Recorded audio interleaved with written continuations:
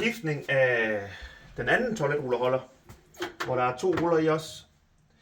Der starter man, hvis man sætter 2 nye i, så starter man herover, og så klæden er heroppe, så kan den ikke komme over, så man kan bruge den her, før den er ved at være brugt, den til venstre, så kan man skubbe klæden op og tage den her.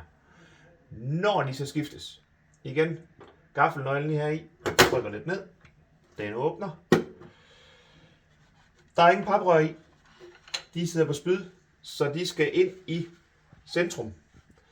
Med papiret ud til den side, og papiret ud til den side. Det står også heroppe, det er lidt utydeligt, men det er vist heroppe. Og så skal de ind i centrum, og selvfølgelig papiret indenfor.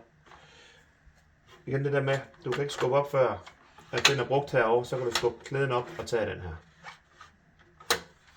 Det er sådan set, hvad der er i det.